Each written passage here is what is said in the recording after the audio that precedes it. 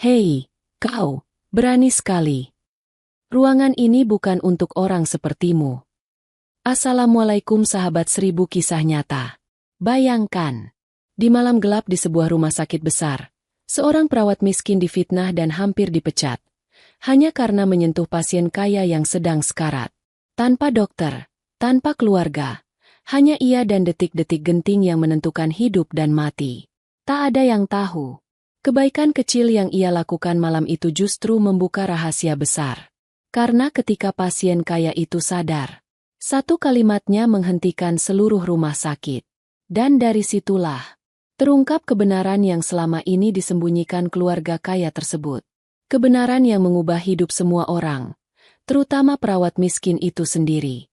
Sahabat, sebelum kita mulai ceritanya, mari semuanya untuk like, share, komen dari daerah mana kalian mendengarkan kisah ini, dan bagi pendengar pertama, selamat datang di channel 1000 Kisah Nyata. Jangan lupa subscribe channel ini ya, agar kamu tidak ketinggalan kisah-kisah penuh inspirasi yang menggetarkan hati lainnya. Kami doakan yang sudah like dan subscribe channel ini semoga rezekinya selalu mengalir deras, segala urusan selalu dipermudah, dan doanya semoga diijabah oleh Allah Subhanahu wa Ta'ala. Amin ya Rabbal Alamin. Jangan lupa juga tekan tombol loncengnya, agar kamu jadi orang pertama yang tahu saat video terbaru hadir. Sekarang mari kita mulai ceritanya. Hujan baru saja berhenti ketika Raisa menuruni angkot terakhir di depan gerbang Rumah Sakit Nusantara Medika. Udara malam terasa basah, dingin, dan meninggalkan jejak lembab di seragamnya. Lampu jalan memantulkan cahaya kuning pucat pada genangan air yang belum kering, membuat bayangan langkahnya terlihat bergetar seperti hatinya sendiri. Raisa merapatkan jaket tipis yang ia pakai. Jaket itu sudah mulai berbulu di bagian pergelangan tangan, tetapi tetap ia kenakan setiap malam karena tidak punya yang lain. Ia mempercepat langkah, melewati pos satpam yang hanya ditinggali satu penjaga malam tua yang sedang meminum kopi panas dari gelas plastik kecil. Shift malam, Ra. Satpam itu menyapa. Raisa tersenyum lembut. Iya Pak, semoga malamnya lancar ya. Ia berjalan masuk melalui pintu kaca otomatis yang terbuka perlahan. Begitu kaki melangkah ke dalam lobi, udara rumah sakit yang dingin dan steril langsung menyambutnya. Aroma obat, karbol, dan sedikit rasa gelisah selalu mengisi hidungnya setiap malam. Namun tidak pernah sekalipun Raisa mengeluh tentang itu. Suasana lobi tidak sepenuhnya sepi. Beberapa keluarga pasien duduk di kursi tunggu dengan wajah lelah. Sebagian menatap layar ponsel, sebagian lagi memeluk jaket sambil mengantuk. Televisi di sudut menayangkan berita tanpa suara. Lampu kuning cerah menggantung dari langit-langit, menyorot lantai keramik putih yang licin. Raisa menunduk sedikit sebagai tanda sopan saat melewati meja resepsionis yang dijaga satu petugas. Ia melangkah cepat menuju ruang ganti, sambil menggoyangkan ujung rambutnya agar air hujan yang menempel turun. Sesampainya di ruang ganti perawat, ia membuka pintu perlahan. Ruangan itu tidak besar, hanya berisi deretan loker kecil besi abu-abu dan cermin panjang yang sedikit kusam. Di sudut, kipas angin berdengung pelan. 3 perawat senior sedang duduk sambil merapikan rambut dan mengenakan sarung tangan. Salah satu dari mereka melirik sekilas. Itu si Raisa. Baru datang juga. Yang lain terkekeh pelan. Sering telat dia.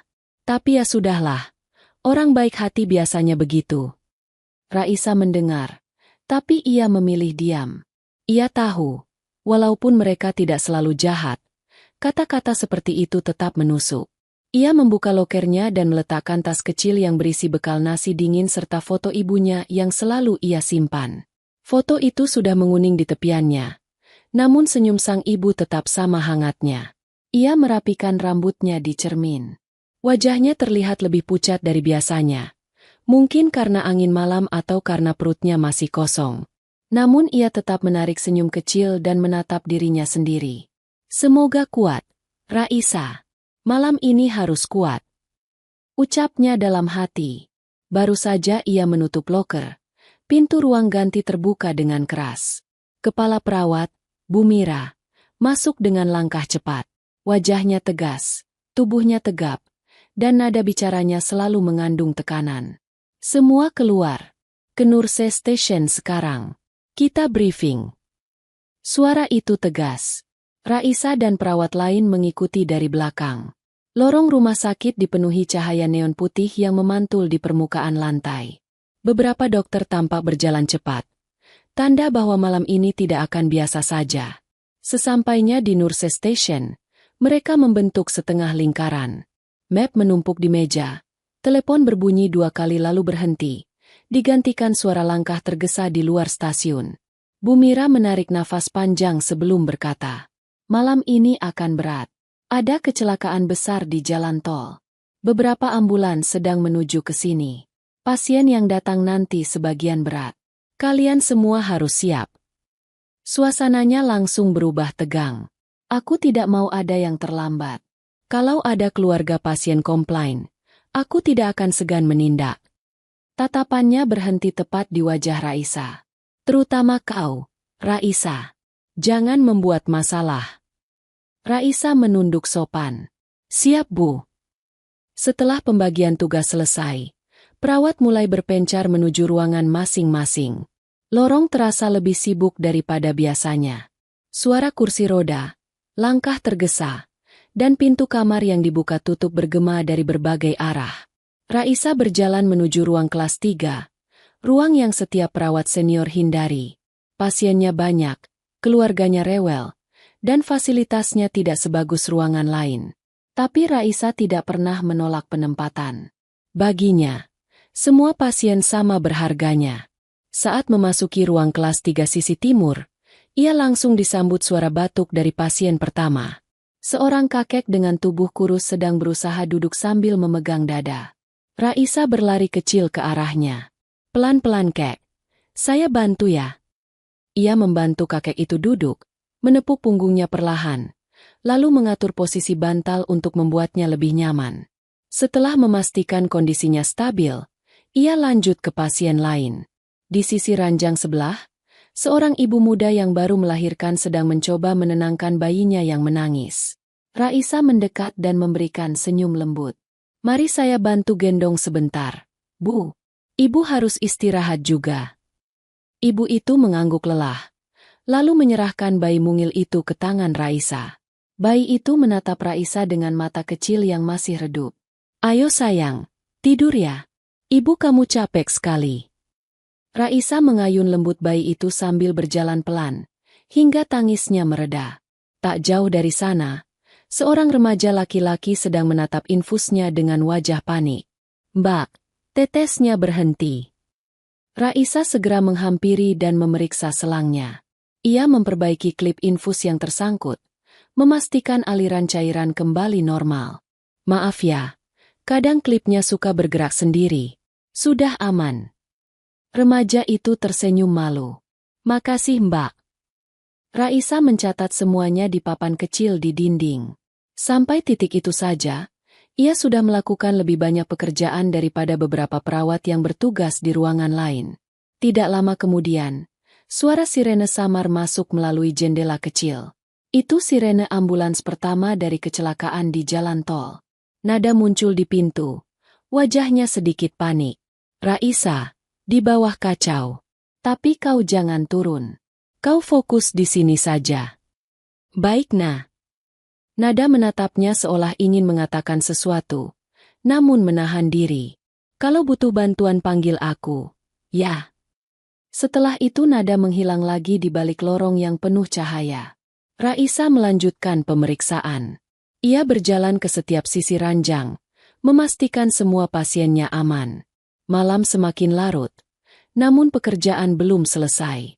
Ketika ia sedang mencatat suhu pasien ketiga, tiba-tiba suara alarm mesin monitor berbunyi keras. Raisa refleks menoleh.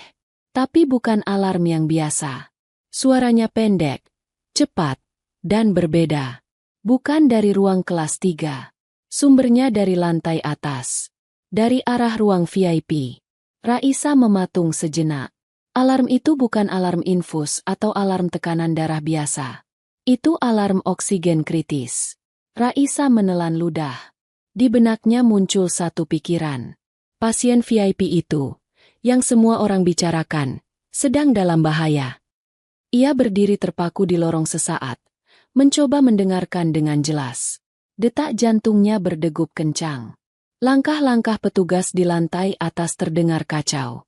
Beberapa suara terburu-buru bergema melalui tangga darurat. Di lorong kelas 3, suasana terasa hening mendadak. Angin dari ventilasi menelusup dan menggoyangkan tirai hijau tipis di setiap sisi ranjang. Raisa memegang tepi Nurse Station kecil di dekatnya. Tangannya dingin. Ia tahu batasannya. Ia hanyalah perawat kontrak biasa. Ia tidak berwenang masuk ruang VIP tanpa dokter. Ia bahkan tidak punya akses penuh ke ruangan itu. Tetapi hati kecilnya bergetar keras, seolah ingin melangkah sendiri tanpa perintah. Kalau alarm itu berbunyi seperti itu, bisiknya pelan. Berarti ada nyawa yang sedang menunggu seseorang, siapa saja, untuk menolongnya. Malam itu baru separuh berjalan. Tubuhnya lelah. Ruangan kelas 3 penuh. Dan ia hanyalah perawat kecil yang selalu dianggap tidak penting. Namun sesuatu di dalam dirinya berkata bahwa malam ini akan berbeda.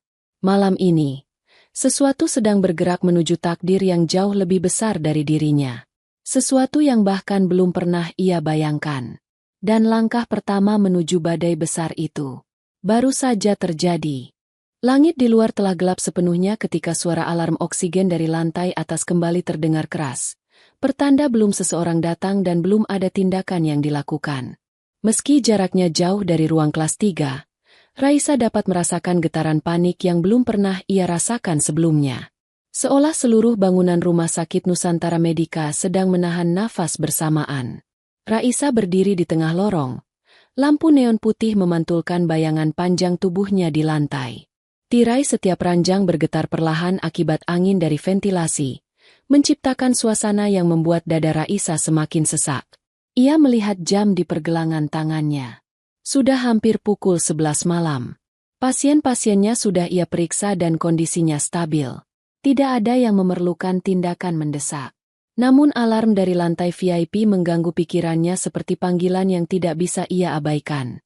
Ia memejamkan mata sebentar, menarik nafas panjang. Kalau itu alarm oksigen kritis, artinya pasien sedang berjuang untuk napas terakhirnya. Gumamnya pelan. Dalam dunia keperawatan, detik-detik seperti itu sering menjadi garis hidup yang sangat tipis. Jika tidak ada yang menolong, semuanya bisa terlambat. Dan Raisa tahu, kadang hanya hitungan detik yang membuat perbedaan. Matanya terbuka, dan tanpa ragu ia melangkah keluar dari ruangan. Koridor malam itu tampak lebih panjang dari biasanya, dengan cahaya yang seakan redup walau lampu menyala penuh. Suara langkah Raisa terdengar jelas, memecah keheningan di lantai tersebut. Begitu sampai di dekat Nurse Station utama, ia melihat dua perawat senior duduk sambil menatap berkas laporan. Raisa menelan ludah. "Suster, alarm dari ruang VIP nomor 3 berbunyi. Tidak ada yang naik." Perawat senior itu menoleh sekilas lalu mengibaskan tangan. "Ah, biar saja. Pasti sudah ditangani. Tapi saya tidak lihat ada dokter yang menuju lift tadi." "Kau saja yang tidak lihat. Jangan ikut campur." Lalu dua perawat itu pergi. Raisa mendesah pelan. Ia tahu tidak boleh membantah perawat senior. Tapi setiap detik ia diam, alarm itu terus berbunyi di pikirannya. Tak jauh dari sana, sebuah pintu lift terbuka. Dari dalamnya keluar seorang petugas kebersihan mendorong troli. Tidak ada dokter. Tidak ada perawat lain. Tidak ada tanda-tanda bahwa seseorang sedang menuju ruang VIP. Dan alarm itu terdengar lagi. Kali ini lebih jelas. Raisa menahan nafas. Ia melangkah cepat menuju lift lain di ujung koridor. Menekan tombol atas. Lampu tombol menyala pelan. Pintu lift tertutup kemudian bergeser naik. Ting! Pintu terbuka. Raisa masuk sendirian. Lift bergerak perlahan naik ke lantai 3. Setiap lantai yang dilewati, Raisa bisa merasakan tubuhnya menegang. Ia menatap angka-angka digital yang menyala. Lantai 2. Lantai 2,5. Lantai 3. Pintu terbuka. Lorong VIP terasa seperti dunia berbeda. Lantai dilapisi karpet tebal berwarna biru tua. Lampu-lampu dinding menyala lebih hangat. Tidak seterang ruang kelas 3. Bau bunga segar dari vas besar di atas meja kecil menyebar, seolah berusaha menenangkan suasana. Namun malam itu, tidak ada ketenangan. Ada kegelisahan, ketegangan, dan keheningan yang tidak wajar. Biasanya, keluarga pasien VIP akan duduk berjaga di kursi tunggu panjang. Akan ada suara langkah para asisten rumah sakit, suara konsultasi dokter yang sopan, atau sekadar bisik-bisik keluarga kaya yang saling berdebat. Tapi malam ini, hanya lampu yang menyala sendirian, dan alarm nyaris tak terdengar dari ujung koridor. Raisa menelan ludah. Ia melangkah perlahan, setiap langkah seperti menggema di karpet lembut itu. Jantungnya berdetak begitu keras hingga terdengar di telinganya sendiri. Sampai akhirnya, ia melihatnya. Pintu ruang VIP nomor 3. Sedikit terbuka. Cahaya tipis keluar dari celahnya. Dan mesin di dalam ruangan itu berbunyi tidak stabil. Raisa mendekat. Tangannya terangkat perlahan. Ia menyentuh gagang pintu yang terasa hangat. Lalu mendorong pelan. Begitu pintu terbuka lebih lebar, tubuhnya langsung menegang. Di atas ranjang, seorang pria muda dengan tubuh tinggi terbaring. Tubuhnya berkeringat, wajahnya pucat, dan dadanya naik turun tidak teratur. Selang oksigennya hampir terlepas. Matanya setengah terbuka, namun pandangannya melayang tidak fokus. Raisa mengenal wajah itu. Semua perawat telah membicarakannya sejak pagi. Itulah Adrian Adiwira, anak konglomerat besar yang berita kedatangannya ke rumah sakit dengan ambulan kemarin sudah menyebar ke seluruh kota. Pemilik perusahaan besar, pewaris kekayaan menggunung, dan seseorang yang seluruh media nasional sedang tunggu kondisinya. Tetapi tidak ada satu orang pun di ruangan itu. Tidak dokter, tidak perawat, tidak keluarganya. Hanya Raisa. Dan Adrian sedang berjuang sendirian. Tubuh Adrian mulai kejang. Jari-jarinya mencengkeram sprei. Nada alarm oksigen berubah lebih cepat. Layar monitor menunjukkan angka yang terus turun. Raisa mematung sejenak. Lututnya lemas. Tubuhnya bergetar hebat. Ia tahu aturan. Ia tahu risikonya. Ia tahu perawat biasa sepertinya dilarang keras menyentuh pasien VIP tanpa dokter. Tetapi ia melihat sesuatu di mata Adrian. Sesuatu yang setiap perawat pernah lihat. Sesuatu yang membuat semua aturan hilang seketika. Itu adalah tatapan orang yang sedang meminta tolong. Raisa langsung bergerak. Ia berlari ke sisi ranjang. Tangannya memegang tubuh Adrian erat. Ia menstabilkan posisi kepala pasien agar jalur napas terbuka. Ia memasang kembali selang oksigen yang hampir terlepas. Ia menekan tulang dada tepat di bagian yang membuat paru-paru kembali bergerak. Adrian terbatuk keras. Tubuhnya menegang, lalu kembali jatuh lemas. Raisa panik. Namun ia tidak berhenti. Ia menekan tombol darurat berulang-ulang. Tetapi tombol itu hanya berbunyi pelan dan tidak ada yang datang. "Tolong bangun. Jangan pergi. Tolong." Bisiknya lirih sambil menopang tubuh Adrian agar tidak terjatuh dari ranjang. Keringat dingin mulai mengalir di punggung Raisa. Tubuhnya gemetar antara takut dan tekad. Ia mencoba mengingat pelatihan darurat yang pernah ia pelajari. Kepalanya terasa penuh. Ia merasa seperti kembali ke masa 5 tahun lalu. Masa ketika ia memegang tubuh seseorang yang juga berlumuran darah. Masa ketika ia tidak tahu apakah tindakannya akan menyelamatkan atau membunuh seseorang. "Allah, tolong kuatkan aku." Bisiknya gemetar. Adrian kembali kejang. Raisa menggigit bibir, lalu memeluk tubuh itu erat, menahan agar kejangnya tidak melukai dirinya sendiri. Ia mengatur letak bantal, membersihkan lendir dari sisi bibir, dan memeriksa denyut nadi dengan tangan yang sedikit basah oleh keringat pasien. Ia tidak tahu sudah berapa menit berlalu. Waktu terasa panjang. Jantungnya hampir meledak. Hingga tiba-tiba, bruk. Pintu ruang VIP langsung terbuka keras. Dan masuklah 3 orang. Seorang wanita cantik bergaun mahal dengan riasan sempurna. Seorang pria paruh baya berbadan besar. Seorang pria kaya yang tampak angkuh. Mereka menatap pemandangan itu dengan ekspresi terkejut dan marah. Wanita itu melotot sambil menunjuk Raisa. "Apa yang kau lakukan pada adik saya?" Suara itu lantang, menusuk, dan penuh penghinaan. Raisa terdiam. Tangannya masih menahan tubuh Adrian. Selang oksigen masih ia pegang erat. Dan seluruh ruangan seakan membeku. Wanita itu mendekat sambil mendesis. Perawat rendahan sepertimu tidak pantas menyentuh keluarga kami. Dan dalam hitungan detik, isu itu menyebar. Fitnah dimulai. Dan badai besar menunggu Raisa di bawah. Malam itu baru permulaan. Takdir mulai bergerak. Dan pintu yang ia buka, tidak akan pernah bisa ia tutup lagi. Suara pintu yang dibanting tadi masih menggema di telinga Raisa. Bahkan saat tubuhnya sudah terpaku dan tidak bisa bergerak.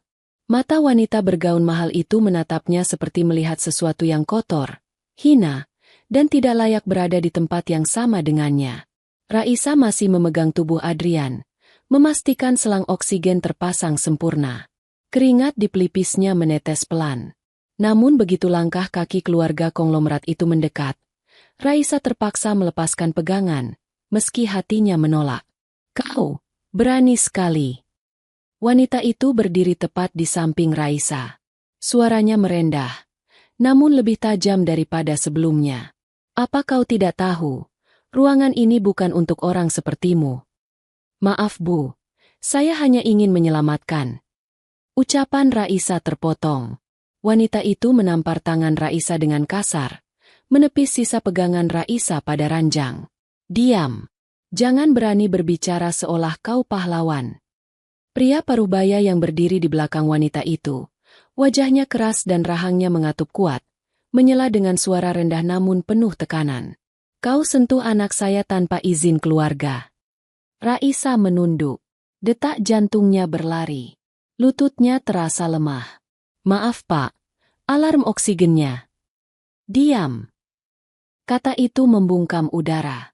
Pria angkuh yang tadi berdiri di pintu kini melangkah maju, memelototi Raisa dari ujung kepala sampai kaki. Kau tidak hanya melanggar prosedur. Kau mencari masalah. Kau pikir menyentuh pasien VIP bisa membuatmu dikenal. Bisa jadi bahan pujian.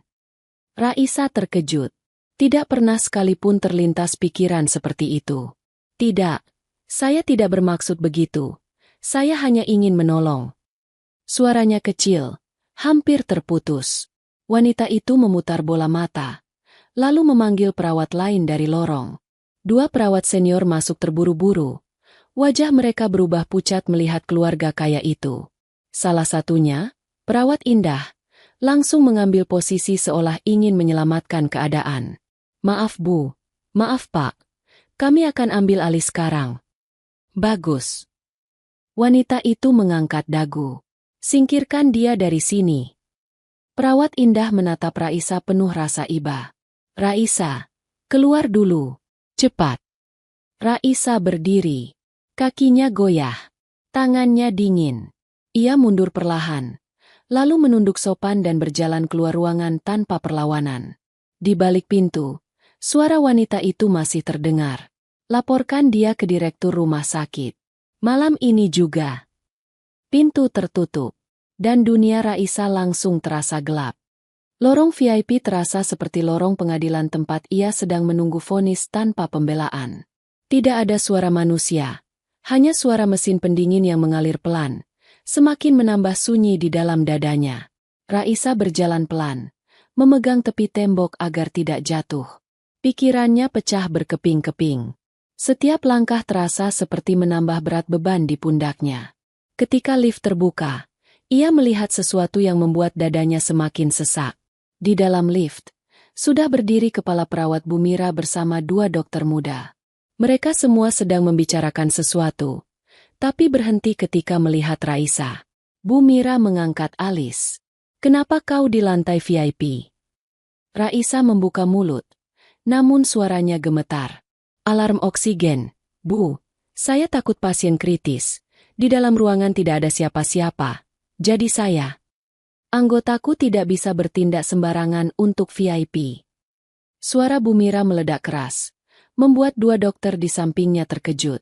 Tapi Bu, pasien benar-benar. Kau melanggar aturan. Lift tiba-tiba terasa sempit. Nafas Raisa tertekan. Bu Mira melangkah keluar dari lift. berdiri tepat di depan wajah Raisa. Tatapannya menusuk. Keluarga pasien VIP melapor ke direktur. Mereka minta kau dipecat malam ini. Saya tidak bermaksud. Simpan suaramu. Raisa menelan pahit rasa getir itu. Ikut saya. Sekarang. Mereka berjalan menuju lantai 1. Langkah Bumira cepat dan dingin. Sementara Raisa berusaha menjaga jarak agar air matanya tidak terlihat. Di depan ruangan direktur, sudah berdiri 2 pengacara keluarga pasien. Seorang pria berkacamata tebal dengan setelan mahal, serta wanita tadi yang masih tampak kesal. Begitu Raisa datang, wanita itu menyilangkan tangan sambil melempar tatapan merendahkan. Itu dia, perawat yang menyentuh adik saya. Raisa menunduk. Tangan kecilnya saling menggenggam agar tidak gemetar. Direktur rumah sakit, seorang pria berusia sekitar 50 tahun dengan kemeja rapi dan penampilan tegas, keluar dari ruangannya dan menghela nafas berat. Perawat Raisa. Masuk. Raisa melangkah masuk ke ruangan direktur. Lampu ruangan terang sekali, menyorot meja besar penuh berkas. Di dinding, sertifikat penghargaan rumah sakit tampak berjajar. Di tengah meja, ada selembar kertas putih yang membuat lutut Raisa hampir runtuh. Surat pemecatan. Sudah ditandatangani sebelahnya. Direktur mengusap kepalanya. Raisa, apa yang sudah kau lakukan? Pak, saya hanya ingin menolong pasien. Alarm. Kau melanggar prosedur. Pasien VIP bukan pasien kelas 3. Tapi kalau saya tidak menolong. Wanita itu memotong keras. Dia melakukan tindakan sembarangan agar terlihat baik. Mau cari perhatian? Tidak, saya tidak. Dia memegang badan adik saya. Tanpa izin siapapun. Mengapa tidak tunggu dokter? Mengapa berani masuk ruang VIP tanpa perintah? Setiap tuduhan seperti batu besar yang jatuh menimpa dada Raisa. Direktur menutup mata sejenak. Keluarga mengancam menuntut rumah sakit jika kita tidak bertindak tegas. Ia menunjuk surat pemecatan di meja. Jadi, mau tidak mau. Raisa menatap kertas itu dengan mata membesar. Dunianya serasa runtuh. Bayangan cicilan kos, obat ibunya, biaya sekolah adiknya. Semua terlintas sekaligus. Air matanya menetes perlahan. Ia mencoba bicara. Namun suaranya gemetar sangat pelan. Pak, saya tidak punya maksud buruk. Saya hanya... Wanita itu membanting meja. Lihat, bahkan perawat ini menangis untuk menyelamatkan dirinya sendiri.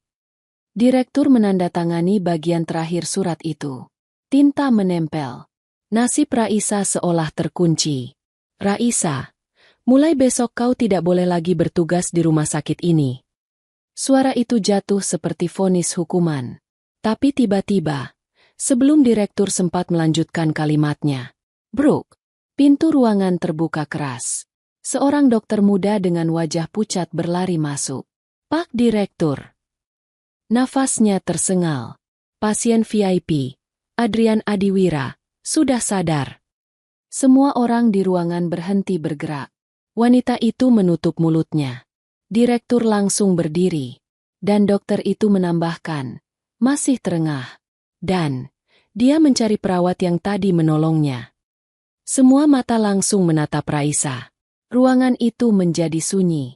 Denyut jantung Raisa terdengar jelas di kepalanya. Dia mencari saya. Bisiknya sangat pelan. Namun belum selesai ia berkata. Kakak perempuan Adrian itu langsung melangkah cepat melewatinya. Apapun yang terjadi, Adrian pasti marah. Perawat rendahan seperti ini harus pergi. Ia keluar ruangan dengan langkah cepat. Direktur menyusul. Pengacara mengikuti. Bumira menatap Raisa hampa. Lalu akhirnya berkata, berdoalah. Mungkin ini belum akhir untukmu. Raisa terdiam. Tangannya memegang tepi meja agar tidak jatuh. Lalu ia berjalan keluar ruangan. Menuju koridor VIP. Menuju ruangan tempat Adrian menunggu. Ia tidak tahu apa yang akan dihadapinya. Ia hanya tahu satu hal. Dalam hitungan menit, nasibnya bisa hancur. Atau Berubah selamanya. Langkah Raisa terasa goyah saat ia mengikuti arus orang yang bergerak menuju lantai VIP. Lorong rumah sakit yang biasanya penuh suara kini terasa seperti dunia asing. Setiap lampu tampak terlalu terang, setiap bayangan di lantai terlalu panjang, dan setiap detik terasa lambat seperti waktu sengaja ditunda oleh sesuatu yang tak terlihat. Suara langkah sepatu para petinggi rumah sakit bergema di depannya. Wanita bergaun mahal berjalan cepat dengan tumit tinggi menggedor lantai.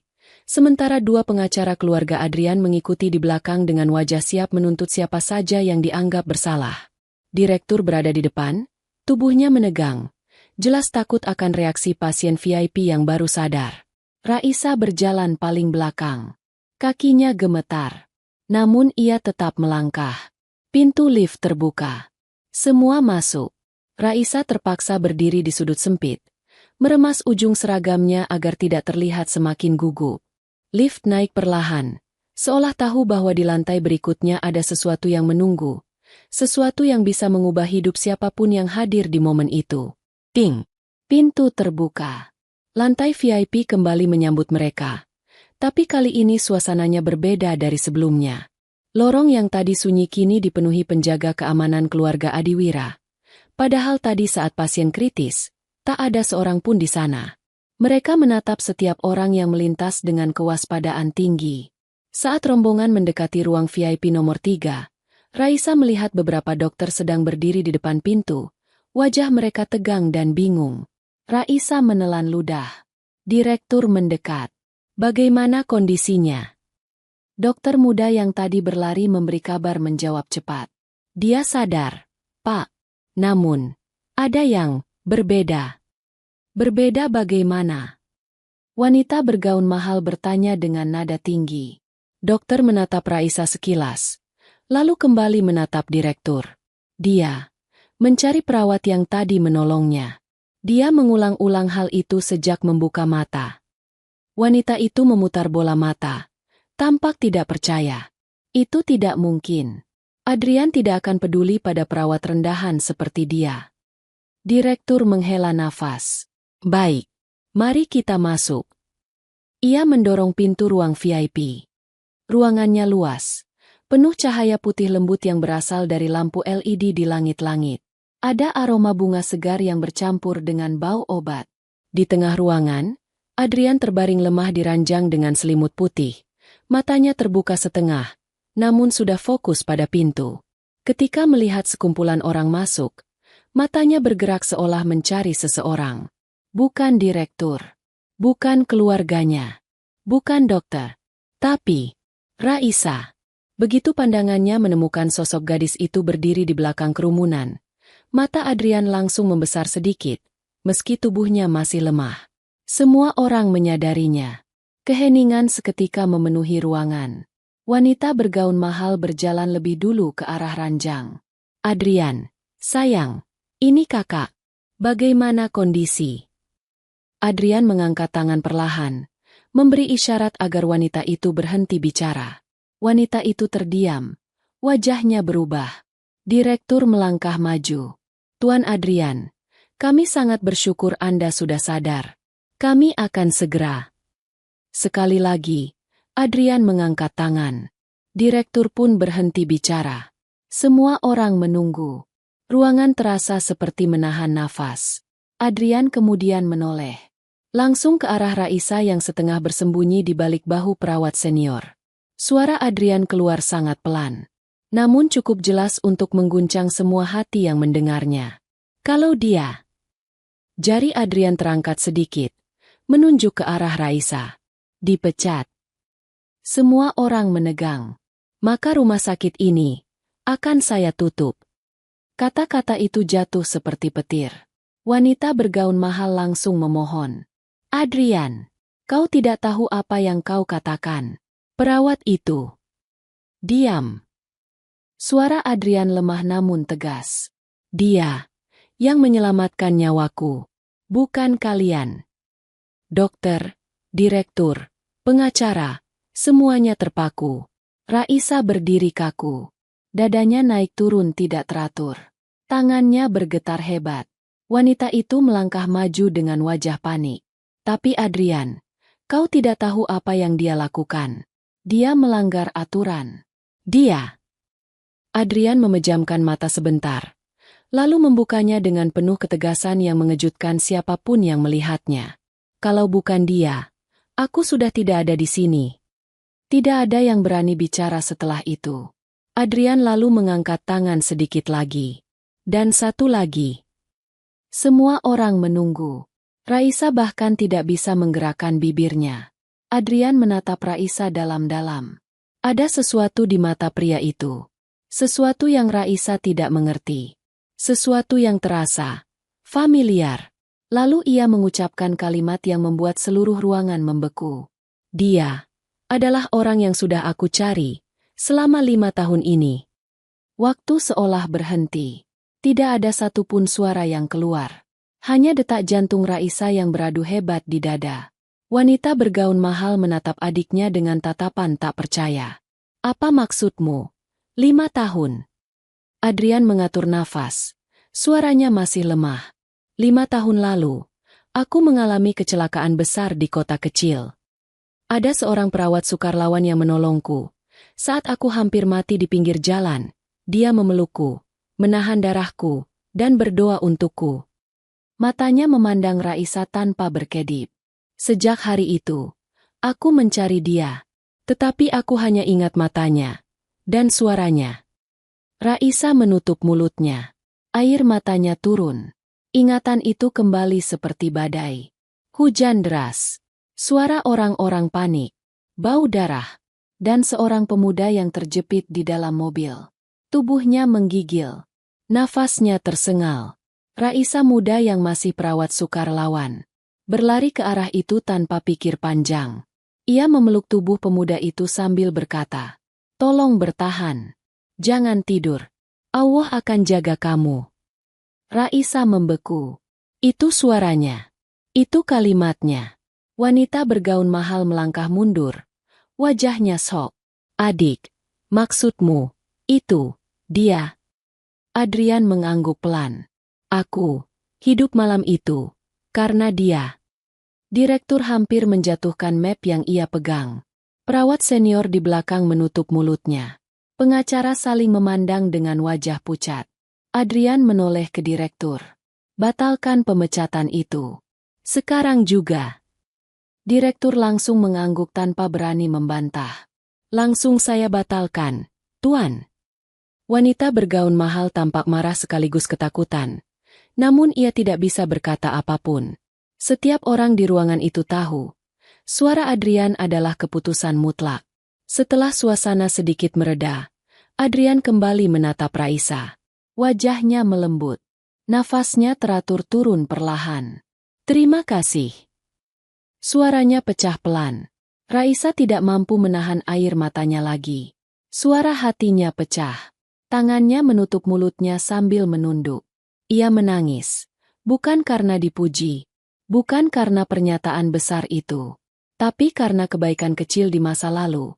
Kembali padanya dengan cara yang tidak pernah ia bayangkan. Dan tak seorang pun di ruangan itu tahu bahwa kalimat Adrian malam itu baru awal dari kejutan yang jauh lebih besar. Keheningan setelah kalimat Adrian menggantung di udara begitu padat. Seakan bisa diraba. Tidak satu pun dari orang yang memenuhi ruang VIP itu berani bernapas terlalu keras. Bahkan suara mesin monitor yang biasanya terdengar jelas kini seperti tenggelam di antara detik-detik yang berjalan lambat. Raisa masih berdiri di tempat yang sama. Tubuhnya lemah, lutut gemetar, dan jemari saling menggenggam erat. Ia tidak tahu bagaimana harus bereaksi. Di dalam dirinya, berbagai perasaan bertabrakan seperti gelombang besar yang datang bertubi-tubi. Syok, tidak percaya, dan rasa haru yang menekan dadanya begitu kuat. Matanya berkaca-kaca, namun ia menunduk untuk menahan air mata agar tidak tumpah lagi. Ia tidak ingin terlihat lemah. Tidak di depan begitu banyak orang. Tidak setelah dirinya dihina, dituduh, dan hampir kehilangan pekerjaannya. Namun suara pelan dari ranjang membuatnya mengangkat wajah. "Raisa, kan?" Suara Adrian lemah, namun penuh ketegasan yang tidak bisa diabaikan. Raisa mengusap matanya, lalu melangkah mendekat. Wanita bergaun mahal, kakak Adrian, hendak menahan langkah Raisa. Namun Adrian sedikit menggerakkan jari sambil menatap tajam. Kak, jangan halangi dia.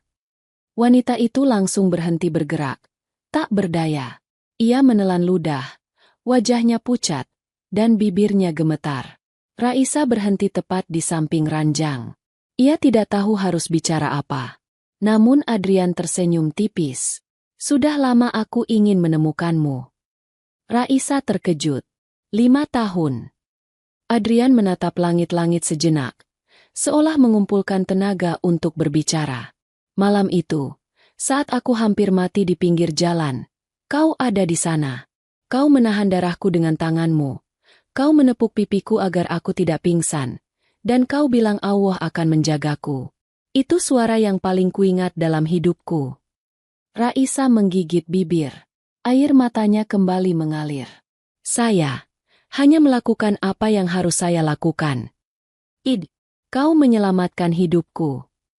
Adrian menoleh ke direktur rumah sakit yang berdiri kaku seperti patung. Dia perawat yang menolongku tanpa melihat siapa aku. Tanpa takut pada hujan, atau darah, atau mati. Direktur menunduk dalam-dalam. Tuan, saya mohon maaf yang sebesar-besarnya. Kami hampir membuat keputusan salah. Adrian mengabaikannya dan kembali menatap Raisa. Karena itu, aku tidak akan diam kalau mereka menyakitimu. Wanita bergaun mahal langsung bicara, mencoba membela diri. Adik, kau tidak tahu apa yang terjadi. Perawat itu menyentuhmu tanpa izin. Dia. Adrian membuka mata sepenuhnya. Tatapannya tajam. Kau seharusnya berterima kasih kepadanya, bukan mempermalukannya. Wanita itu terdiam. Ayah Adrian juga diam. Pengacara menunduk. Para perawat senior di pintu bergeser gelisah. Adrian menatap seluruh ruangan. Suaranya lebih kuat daripada sebelumnya. Mulai detik ini, aku minta seluruh keluarga dan pihak rumah sakit menghormati dia. Direktur buru-buru mengangguk. Iya tuan. Tentu tuan. Kami akan membuat pernyataan resmi. Bagus. Adrian menarik nafas dalam. Dan satu lagi. Semua orang kembali diam, menunggu. Terima kasih saja tidak cukup. Adrian menatap Raisa lagi. Aku ingin seluruh dunia tahu bahwa kebaikan kecil bisa menyelamatkan seseorang. 2 kali. Raisa mengusap air matanya. Tuan, saya tidak butuh apa-apa. Saya hanya melakukan tugas saya. Justru karena itu. Adrian tersenyum lemah. Kau layak mendapat lebih dari sekadar tugas. Ia menoleh pada direktur. Mulai malam ini, saya menanggung biaya kuliah spesialisnya. Semua. Sampai selesai. Suara para perawat yang mengintip langsung berbisik lirih terkejut. Direktur terbata. Tuan, itu sangat besar nilainya. Aku tahu. Adrian menjawab tegas. Dan saya akan membuat beasiswa nasional dengan namanya. Untuk perawat-perawat yang tulus seperti dia. Raisa menganga kecil, gemetar. Jangan begitu, Tuan. Saya tidak pantas. Adrian memotong lembut. Kau pantas. Sangat pantas. Ia memejamkan mata sebentar, lalu berkata dengan suara yang paling lembut sejak ia sadar. Dan aku ingin mengatakan satu hal terakhir untukmu. Raisa menelan ludah. Ruangan menjadi sunyi. Semua orang menahan nafas. Adrian membuka mata perlahan, menatap Raisa seolah hanya mereka berdua yang ada di dunia ini. Terima kasih, karena menyelamatkan hidupku. 2 kali. Kata-kata itu menggema di dalam hati Raisa. Ia merasa seperti waktu berhenti. Tangannya menutup mulutnya. Air matanya jatuh satu persatu. Ia tidak sanggup menahan lagi. Semua orang yang ada di ruang VIP itu menunduk pelan. Sebagian meneteskan air mata. Sebagian merasa malu karena sebelumnya meremehkan Raisa. Sebagian lagi terpaku dengan haru yang tidak bisa dijelaskan. Keluarga Adrian memilih diam mendengar keputusan tegas dari Adrian. Pengacara juga ikut bicara. Maafkan kami, suster. Kami bertindak tergesa-gesa. Kami tidak tahu apa yang sebenarnya terjadi. Perawat senior yang tadinya jauh-jauh dari konflik sekarang mendekat, menepuk bahu Raisa dengan wajah bersalah. Raisa, kami minta maaf. Kami seharusnya membantumu, bukan menjauh. Raisa menggeleng, berusaha tersenyum walau wajahnya masih basah air mata. Semua sudah berlalu. Yang penting pasien selamat. Barulah ia menyadari. Biaya kuliah spesialis, beasiswa nasional, penghormatan yang tiba-tiba. Semuanya bukan yang benar-benar membuat dadanya penuh. Yang membuat dadanya sesak adalah kalimat Adrian yang keluar dengan tulus.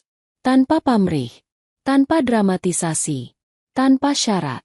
Dan malam itu, ketika Raisa keluar dari ruang VIP dengan langkah pelan, ia melihat banyak perawat dan petugas lain menatapnya dengan kagum, hormat, dan terharu. Bukan karena Adrian seorang pewaris kaya. Bukan karena ruang VIP. Bukan karena hadiah atau beasiswa. Tapi karena seorang perempuan sederhana, yang dulu menolong tanpa diketahui siapapun, yang malam ini hampir dipecat, telah membuktikan bahwa kebaikan yang tulus selalu kembali kepada pemiliknya. Dalam bentuk yang paling tak terduga. Hujan turun pelan malam itu. Malam yang gelap, dingin, dan penuh tekanan. Malam ketika seluruh rumah sakit sedang dibanjiri pasien kecelakaan beruntun, dan Raisa baru saja keluar dari ruang VIP setelah dihina, dituduh, dan diseret keluar oleh keluarga besar Adiwira. Tubuhnya masih gemetar ketika ia memasuki kembali ruang jaga lantai 3. Namun dia merasa sedikit senang dia tak akan dipecat. Tirai-tirai hijau di ruang kelas 3 bergoyang pelan, seolah ikut merasakan badai emosinya. Di Nurse Station, beberapa perawat senior membicarakan hal lain, pura-pura tidak melihat Raisa yang wajahnya masih memerah dan matanya sembab. Raisa duduk pelan di kursinya. Tangan kirinya memegang tepi meja, sementara tangan kanan mengusap pipi yang basah oleh air mata yang sudah ia tahan sejak tadi. Suara Ayu, teman kerjanya, terdengar dari meja seberang. "Rai, kamu kenapa? Wajahmu tegang sekali. Bukankah sudah selesai? Kamu tak akan dipecat, cerialah." Raisa menggeleng. Ia ingin menjawab, ingin menceritakan semua. Tapi kata-kata itu tertahan di tenggorokan, seperti suara yang dipaksa untuk diam. Ia hanya menjawab pelan, "Aku tidak apa-apa." Ayu memandangnya lama, lalu menghela napas. "Kau selalu bilang begitu." "Ya sudah, kalau butuh bantuan bilang ya." Setelah Ayu pergi, Raisa kembali menunduk. Tangannya saling meremas di pangkuannya. Ia berusaha bernapas pelan, namun napasnya justru terasa menyakitkan. Matanya menatap meja Nurse Station yang penuh kertas dan pulpen, tapi pikirannya tidak berada di sana. Ia teringat sesuatu. Sesuatu yang sejak beberapa jam lalu mengganggunya tanpa henti. Kejang Adrian. Pucat yang tidak wajar. Keringat dingin yang terlalu banyak. Detak jantung yang melemah lalu melonjak tiba-tiba. Raisa memejamkan mata. Sekilas, bayangan wajah Adrian saat itu muncul lagi. Mata laki-laki itu setengah terbuka, kehilangan fokus, seolah tubuhnya sedang berhenti di antara batas hidup dan mati. Raisa menutupi wajahnya dengan kedua tangan. Tubuhnya mulai bergetar lagi. "Ada yang salah," bisiknya lirih. Ia tidak tahu apa. Tidak tahu bagaimana menjelaskan. Tidak ada bukti. Tidak ada gejala pasti. Namun naluri seorang perawat tidak bisa dibohongi. Dan naluri itu berteriak keras malam itu. Ada sesuatu di tubuh pasien ini. Sesuatu yang tidak normal. Raisa membuka mata. Tatapannya kini jauh lebih tajam. Ia berdiri tiba-tiba. Bangku yang ia duduki bergerak mundur beberapa sentimeter. Ia menarik napas panjang, lalu berjalan cepat keluar Nurse Station tanpa menunggu siapapun bertanya. Lorong malam itu sepi. Hanya terdengar bunyi hujan tipis yang memukul kaca jendela rumah sakit. Lampu-lampu neon di langit-langit memberi rona pucat ke seluruh tempat. Raisa menuju tangga darurat, menuruni 1 lantai. Ia tidak mengambil lift agar tidak menarik perhatian. Di lantai 2, lampu lorong laboratorium menyala redup. Sebagian besar staf lab sudah pulang. Hanya ruangan kecil di ujung lorong yang masih hidup dengan cahaya. Ruangan tempat analis malam bertugas begadang. Raisa melangkah ke arah pintu kecil bertuliskan, "Ruang formulir lab." Tangannya gemetar saat ia membuka pintu. Di dalam ruangan itu ada rak berisi kertas permintaan tes, stempel, dan beberapa lembar kosong yang biasa digunakan dokter. Raisa berdiri di depan meja kecil. Ia tahu ini berisiko. Ia tahu ini bisa berakibat fatal untuk karirnya. Ia bisa dipecat, dituduh, bahkan dilaporkan. Namun ia juga tahu, jika ia tidak melakukan sesuatu malam itu, tidak akan ada yang melakukannya. Dengan tangan bergetar, ia menarik satu formulir kosong. Kertas itu terasa dingin di ujung jarinya. Seolah ikut memperingatkan bahwa keputusan yang ia buat bukanlah keputusan ringan. Ia mengambil pulpen dari saku seragamnya, menarik napas, dan mulai menulis. Nama pasien, Adrian Maheswara Adiwira. Jenis pemeriksaan, tes darah lengkap dan tes deteksi zat asing kadar rendah. Catatan tekanan, keluhan tidak stabil, gejala kejang, napas tidak teratur, perubahan fisik tidak wajar. Raisa berhenti menulis. Tangannya terhenti di atas kertas. Haruskah ia menulis alasan lebih detail? Atau haruskah ia menulis sesuatu yang lebih jelas? Namun ia tahu, jika ia menulis sesuatu yang terlalu spesifik, formulir itu bisa dipertanyakan, ditolak, atau lebih buruk, dilaporkan pada kepala perawat. Ia akhirnya menulis sangat pelan. Hanya satu kalimat pendek. Indikasi perlu pemeriksaan lanjutan. Ia menarik napas gemetar. Setelah yakin tulisan itu cukup, ia menggenggam formulir itu. Jantungnya berdetak cepat. Matanya berair. Tapi ia tidak berhenti. Ia berjalan cepat ke ruang VIP nomor 3. Lorong itu masih kosong. Tidak ada keluarga Adrian. Tidak ada perawat lain. Ia membuka pintu sedikit. Adrian masih tidur. Napasnya mulai stabil setelah tindakan darurat Raisa sebelumnya. Meski lelah, Raisa tetap bergerak cepat tapi teratur. Ia memakai sarung tangan steril dari kotak kecil di samping ranjang. Mengambil alat pengambil sampel darah yang biasa digunakan untuk pemeriksaan rutin. Dengan teknik tangan yang sangat terlatih, ia mengecek jalur infus Adrian, lalu mengambil sedikit sampel darah dari selang menggunakan adaptor steril, bukan dari pembuluh langsung agar tidak membangunkannya. Gerakannya cepat, hening, tidak meninggalkan jejak. Setelah selesai, ia menutup alat itu dan memasukkannya ke wadah khusus. Raisa menatap wajah Adrian sebentar. "Maaf ya, aku harus lakukan ini." Ia menutup pintu perlahan, lalu berjalan kembali ke laboratorium. Di sana, seperti sudah ditebaknya, Mas Bimo masih berada di meja komputer dengan mata mengantuk, ditemani secangkir kopi panas yang sudah separuh dingin. "Mas." Suara Raisa hampir tidak keluar. "Bisa tolong proses tes ini?" Mas Bimo mengangkat wajah. Ia membaca formulir itu, lalu menatap Raisa heran. "Ini seharusnya permintaan dokter, bukan perawat." "Aku tahu." Raisa menunduk. "Tapi, ini penting. Sangat penting. Tolong ya." Suara Raisa pecah sedikit. Ketegangan, rasa takut, rasa bersalah, semuanya bercampur. Mas Bimo memandangnya lama. Lalu menghela napas pelan. "Aku percaya sama kamu. Sini, biar kurus." Raisa menunduk dalam-dalam. "Terima kasih, Mas." Ia tidak tahu apa yang akan terjadi seminggu kemudian. Ia tidak tahu bahwa tindakan nekatnya malam itu akan membawa kebenaran yang jauh lebih besar dari yang ia bayangkan. Dan ia juga tidak tahu bahwa malam itu adalah malam ketika takdir mulai bergerak dalam senyap. Pagi itu, ketika hasil tes akhirnya keluar, Raisa menggenggam map itu dengan hati bergetar. Ia tidak menyesal mengambil sampel darah Adrian. Ia hanya berharap Adrian cukup kuat untuk menerima kebenaran itu. Karena kertas tipis di dalam map itu bukan hanya bukti bahaya, tapi juga kunci untuk membuka pintu gelap yang bersembunyi di dalam keluarga besar itu. Pintu yang hanya bisa dibuka oleh orang yang tidak menyerah pada kebaikan kecil. Raisa.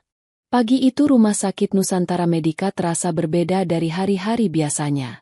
Udara pagi yang biasanya lembut kini dipenuhi bisikan, langkah cepat, dan suara pintu yang dibuka dan ditutup dengan tergesa. Bahkan dinding kaca di lobi bawah memantulkan cahaya matahari yang lebih terang dari biasanya, seolah ikut mempersiapkan perpisahan yang tidak biasa. Karangan bunga ucapan syukur berjejer di sepanjang dinding ruang VIP lantai 3. Beberapa petugas kebersihan sibuk merapikan vas-vas bunga mahal yang baru saja tiba. Di ujung lorong, seorang perawat senior sedang menata tumpukan dokumen pelepasan pasien. Namun di tengah semua hiruk-pikuk itu, Raisa berdiri sendirian di dekat jendela panjang lantai 3. Ia menggenggam sebuah map krem dengan kedua tangan seolah itu benda paling rapuh di dunia. Padahal isinya justru bisa meruntuhkan semua ketenangan yang terlihat pagi itu. Map itu berisi hasil tes tambahan yang ia minta diam-diam seminggu lalu. Tes yang seharusnya hanya boleh dilakukan dokter. Tes yang hanya dilakukan jika ada kecurigaan besar. Dan sekarang, hasilnya sudah keluar. Itu sebabnya jantung Raisa berdebar lebih kencang daripada biasanya. Ia menghela nafas pelan. Allah, kuatkan aku. Deru lift terdengar dari ujung koridor.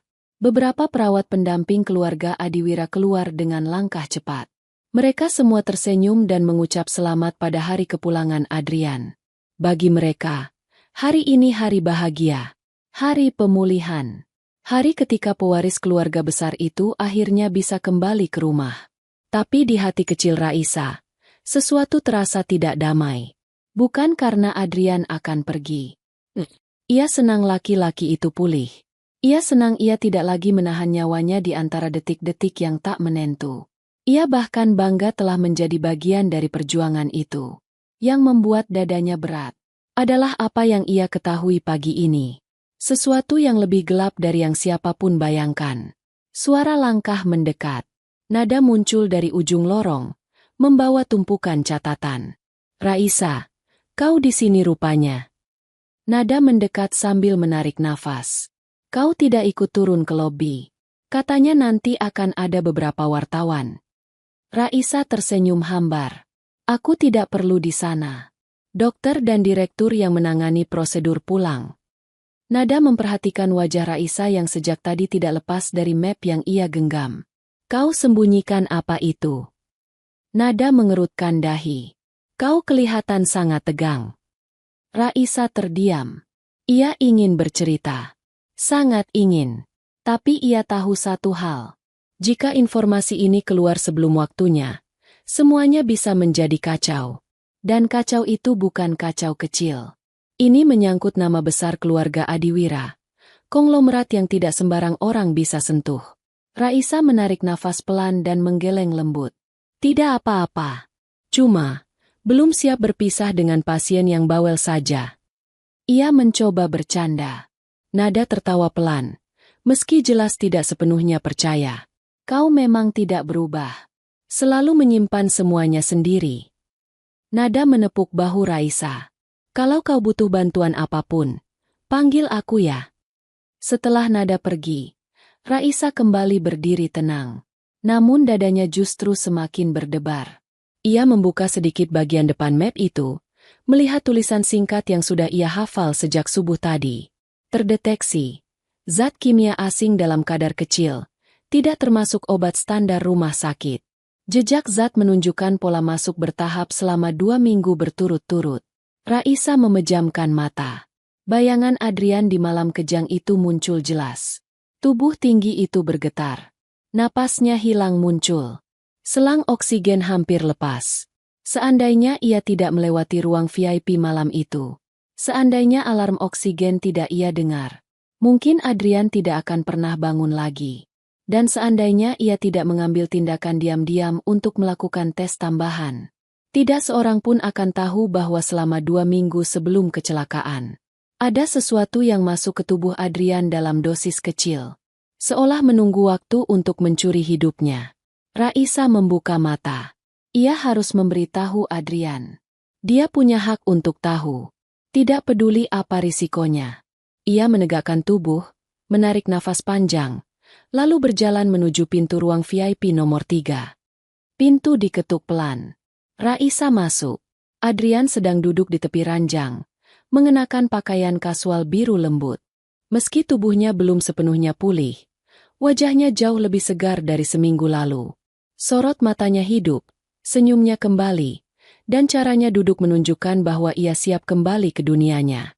Seseorang berdiri di dekat meja, yang baru dia ketahui namanya Clarissa, kakak perempuan Adrian yang melaporkannya pada direktur seminggu lalu, sedang merapikan tas tangan mahal sambil sesekali menatap ke arah adiknya. Tetapi tidak seperti sebelumnya. Tatapannya kini tampak jauh lebih lembut. Ada kelelahan dan kesedihan yang disembunyikan di balik riasannya yang rapi. Dan di kursi kulit dekat jendela, duduk seorang pria berjas hitam dengan ekspresi angkuh yang sangat dikenali Raisa, yang dulu juga ikut andil menghinanya.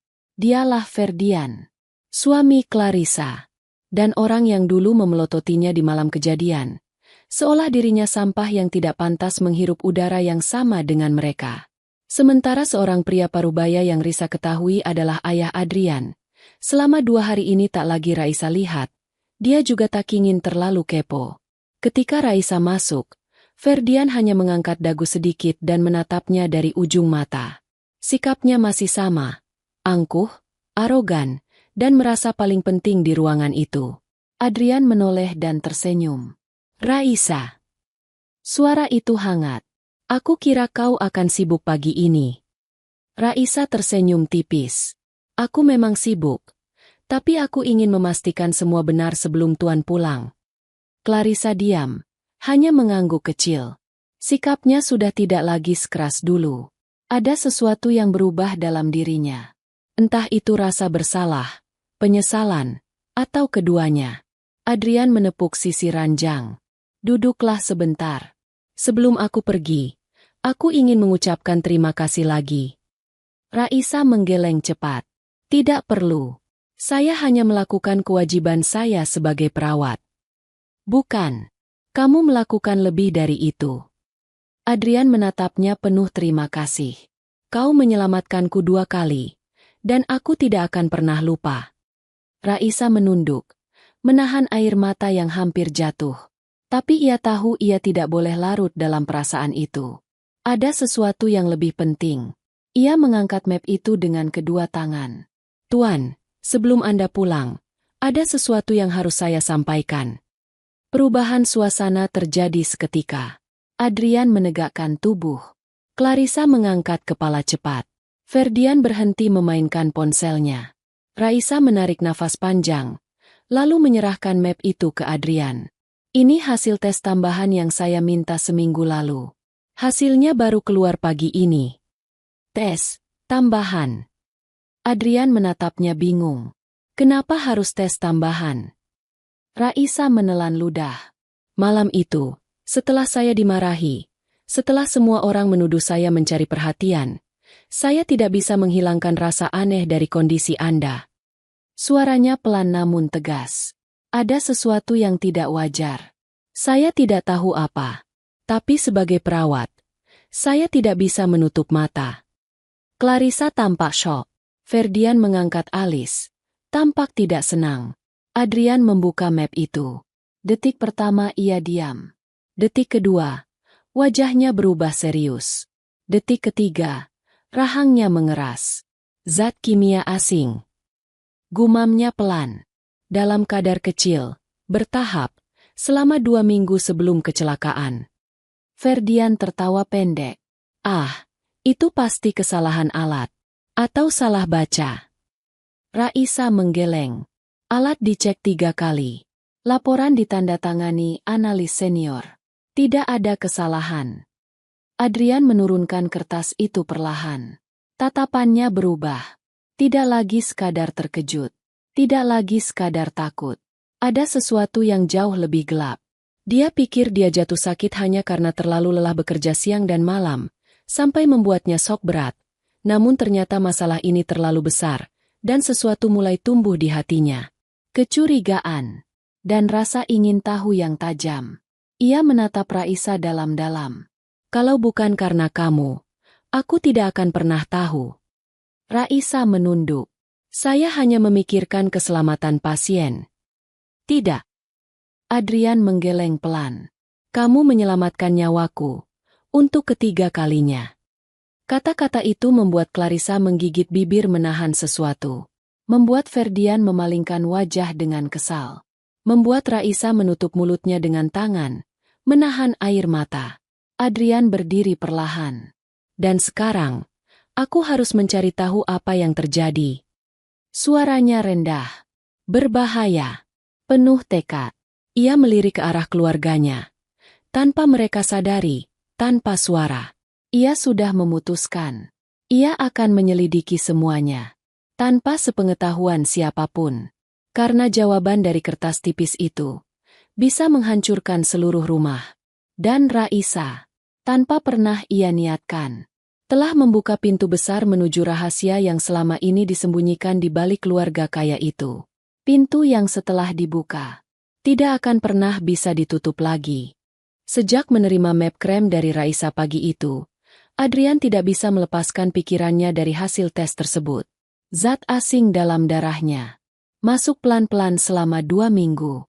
Ditambahkan sedikit demi sedikit. Dan pada akhirnya membuat tubuhnya ambruk di jalan raya. Namun itu bukan bagian terburuknya. Bagian paling menyakitkan adalah orang yang memiliki akses paling dekat untuk memasukkan sesuatu ke makanan dan minumannya hanyalah satu lingkaran kecil. Keluarganya. Pembantu rumahnya. Orang yang ia percaya sepenuhnya. Dan ketika mobil mewah keluarga Adiwira melaju meninggalkan rumah sakit Nusantara Medika, Adrian hanya diam di kursi belakang.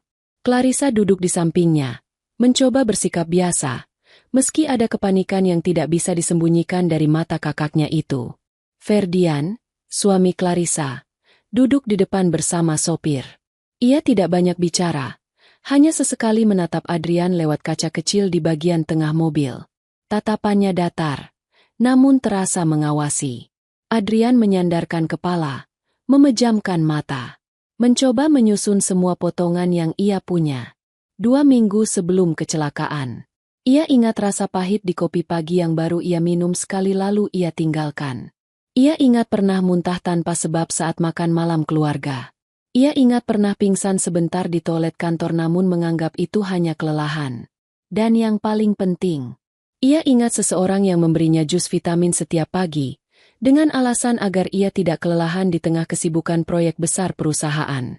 Seseorang yang sangat dekat. Seseorang yang ia percaya. Clarissa, kakaknya sendiri. Namun Adrian menahan diri. Ia tidak ingin langsung menuduh. Karena ada satu hal lain. Suami Clarissa, Ferdian, pria yang tampak sempurna dari luar. Bersikap angkuh. Selalu memamerkan kekayaannya. Tapi di balik senyum mahal dan jas rapi itu, Adrian melihat sesuatu. Mata yang kosong. Mata yang penuh ambisi. Mata yang tidak sayang pada siapapun. Mobil berhenti di halaman rumah besar keluarga Adiwira. Bangunan itu megah dengan pilar putih besar, taman hijau rapi, dan kolam kecil di sisi kanan. Rumah itu terlihat damai. Namun Adrian kini melihatnya berbeda. Bukan rumah. Tapi labirin. Tempat rahasia bisa mengendap selama bertahun-tahun. Clarissa mendekat. Membantu Adrian turun. Hati-hati ya, Dick. Tangannya gemetar. Suaranya sedikit serak. Ada sesuatu yang ia sembunyikan. Adrian hanya mengangguk. Aku bisa sendiri. Ferdian menghampiri. Memasukkan tangannya ke saku jas. Kau terlihat lebih segar. Adrian. Baguslah. Jangan berpikir macam-macam soal laporan tes itu. Kadang alat lab memang salah membaca. Adrian menatapnya lama. 3 kali alat dicek. Kalau salah, lab tidak akan menyerahkannya kepadaku. Ferdian tersenyum tipis. Senyum yang tidak menyentuh matanya. Baiklah. Kalau kau butuh sesuatu, panggil aku. Lalu ia menepuk bahu Adrian sedikit keras. Bersikap seperti pemilik rumah. Adrian tidak bereaksi, hanya menatap lembut. Tapi di dalam hatinya, gelombang kecurigaan semakin kuat. Malam hari, rumah sudah tenang. Semua lampu luar dimatikan kecuali 2 lampu kecil di taman. Di ruang kerja lantai 2, Adrian duduk sendirian. Di depan laptopnya, ia membuka beberapa rekaman CCTV dalam rumah. Rekaman 2 minggu terakhir. Kejadian-kejadian sebelum tubuhnya ambruk. Tangannya bergetar sedikit. Bukan karena takut, melainkan karena tekad yang semakin kuat. Ia memutar rekaman ruang makan. Di sana terlihat Clarissa menyiapkan minuman untuknya di saat-saat tertentu. Namun itu masih bisa dianggap wajar. Clarissa memang sering datang ke rumah dan memperhatikan adiknya sejak menikah. Kemudian ia memutar rekaman ruang dapur. Di sana terlihat pembantu rumah, Bu Minah, mengambil sesuatu dari tas kecilnya sebelum mencampurkannya ke dalam jus buah. Adrian menahan napas. Mengulang rekaman itu. Memperbesar layar. Tangan Bu Minah bergetar saat menuangkan cairan ke dalam gelas. Ia menoleh kanan-kiri, memastikan tak ada yang melihat. Lalu ia mengaduk jus itu pelan. Adrian memajukan wajah ke layar laptop. Bu Minah, kau lakukan ini, kenapa? Ia mengulang rekaman 5 kali. Tidak ada yang berubah. Tidak ada keraguan. Pertanyaannya bukan lagi apakah ada racun itu masuk. Pertanyaannya adalah, siapa yang menyuruh? Ia mengetuk meja dengan jarinya. Perlahan. Tok, tok, tok. Masih ada satu ruangan di rumah itu yang belum ia lihat. Rekaman ruang tamu besar.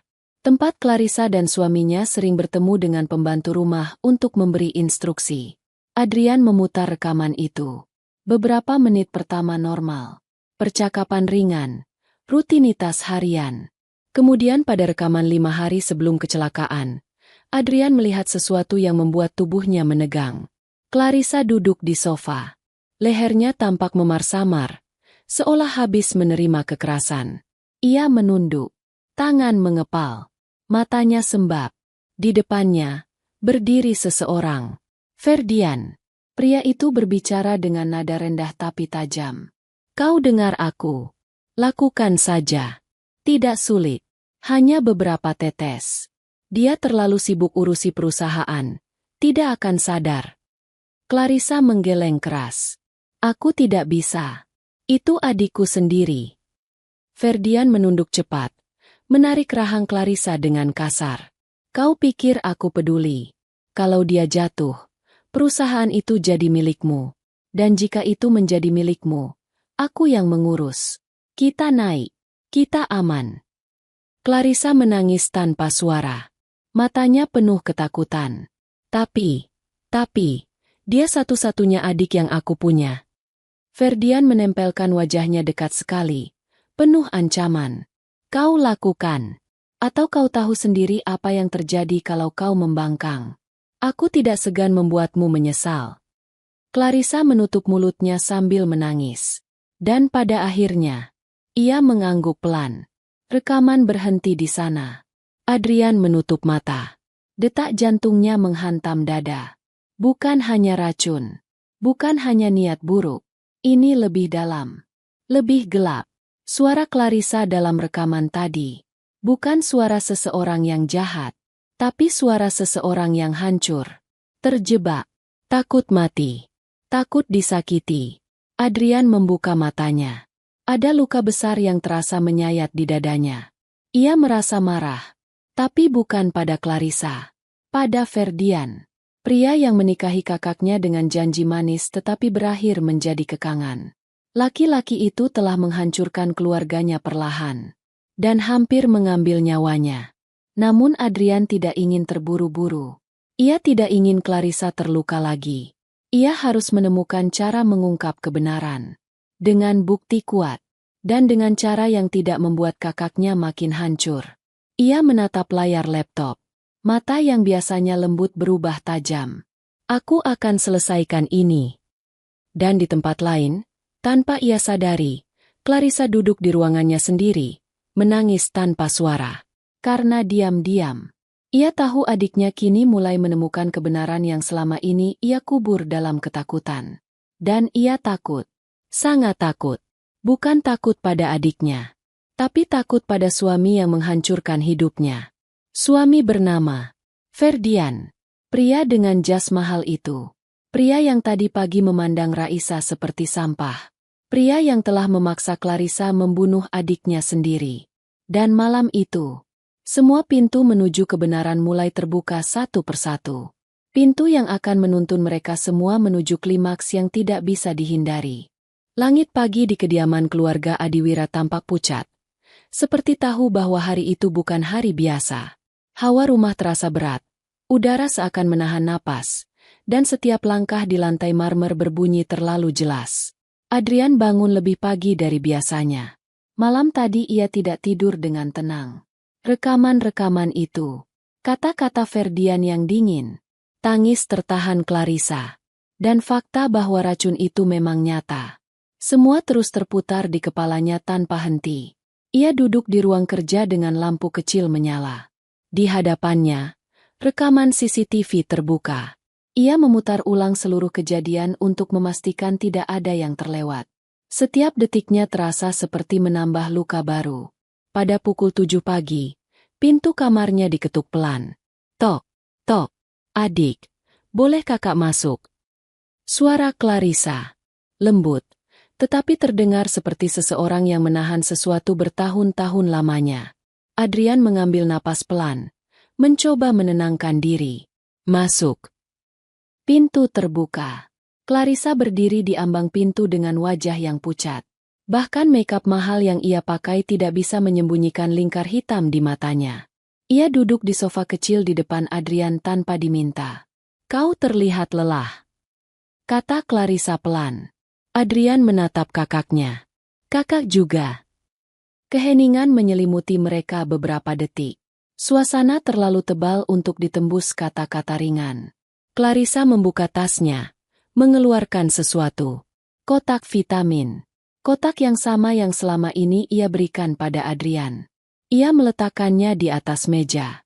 Tangannya gemetar. Adik. Suara Clarissa pecah. Maafkan kakak. Adrian menahan napas. Inilah saatnya. Clarissa memegang kotak itu. Matanya mulai berkaca-kaca. Kakak. Kakak tidak pernah mau melakukan itu. Kakak tidak mau. Demi Allah, kakak tidak mau menyentuh satupun tetes racun itu. Ia mengusap air mata dengan punggung tangan, tetapi suaranya semakin pecah. Tapi dia memaksa kakak. Dia ancam kakak. Setiap malam, dia bilang kalau kakak tidak lakukan semua itu, dia akan. Suara Clarissa tersendat. Ia memegang lehernya. Di sana, memar-samar yang kemarin tertutup makeup mulai terlihat. Adrian melihatnya. Dan jantungnya serasa diremas. Kak, selama ini. Adrian memejamkan mata. Dia lakukan itu padamu. Clarissa menunduk keras. Air matanya jatuh tanpa henti. Kakak tidak punya siapa-siapa. Ayah hanya peduli pada pencitraan keluarga. Suami kakak selalu menganggap kakak hanya barang untuk dipajang. Kakak tidak diperbolehkan bekerja. Tidak boleh punya teman. Tidak boleh keluar rumah tanpa izin. Ia memeluk dirinya sendiri. Dan ketika ayah menyerahkan perusahaan untuk kau urus, dia marah. Sangat marah. Dia bilang keluarga harus di tangan pria. Dan karena ayah sudah tua, dia pikir hanya kau penghalangnya. Adrian menutup wajah dengan tangannya. Ferdian, pria itu tidak hanya mencoba meracuninya. Ia menyiksa Clarissa, mengurungnya dalam pernikahan penuh bayangan gelap. Kakak.